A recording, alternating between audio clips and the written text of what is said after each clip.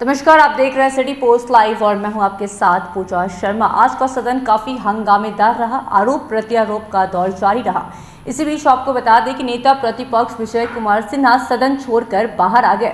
इसके बाद उन्होंने कहा है कि सत्ता पक्ष के विधायक गाली गलौज पे उतर आ गए हैं और धमकी के भाव से बात करते रहते हैं। ऐसे में वो सदन नहीं चलने देंगे। जिस तरह से भाजपा ने जंगल राज को हटाया है, उस तरह से अब गुंडा राज को हटाएंगे। आगे और क्या कुछ कह रहे हैं नेता प्रतिपक्ष विजय कुमार सिन्हा, पहले आपको वो सुने। सदन के अंदर हमारे माननीय सदस्य कई विषय पर कार्य स्थगन दिया था। अपराध और भ्रष्टाचार पर आसन ने कहा कि आप समय पर उठाएंगे। हम सदन चलाना चाहते हैं और हम लोगों ने आसन की आदेश को मान करके प्रश्नकाल में अपनी भागीदारी शुरू किए। और हमारे माननीय विधायक लखेंद्र रोशन जी ने जब प्रश्न उठाया और प्रश्न की जवाब के बदले सत्ता पक्ष से जिस तरह से अपशब्दों का प्रयोग किया गया, और इसके पहले भी बार बार आरजेडी के एक माननीय सदस्य उठ करके धमकी की भाव में बार बार देते हैं।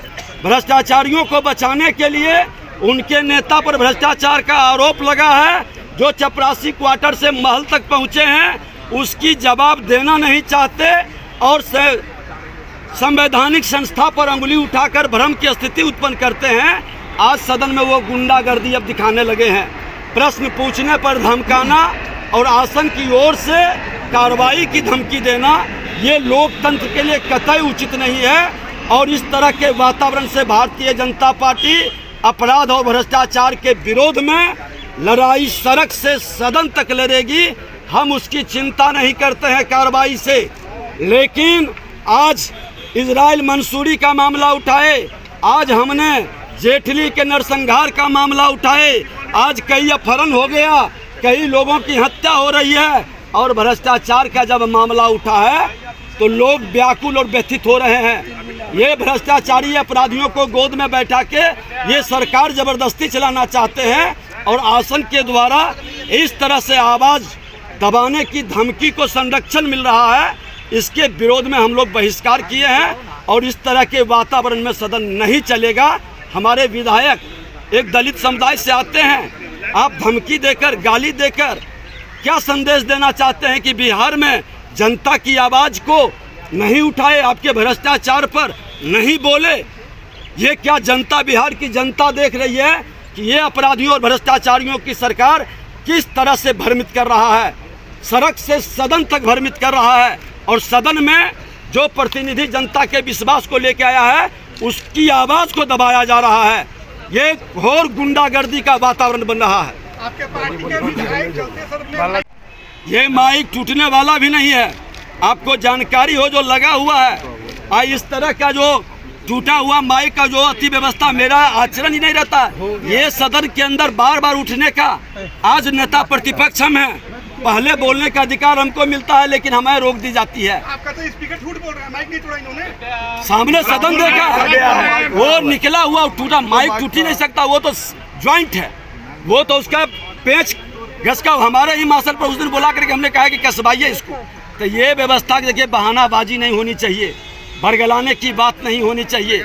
सत्ता पक्ष के लोग बेल में क्यों आए? सत्ता पक्ष के लोग बेल में क्यों आए? सदन चलाना सरकार की भी जिम्मेवारी है।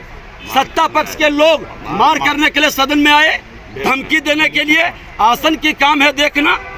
क्यों सत्ता पक्ष के लोग आगे गाली और धमकी देना और मार करने की तैयारी में लगना? क्या इस तरह से सदन चलाएंगे?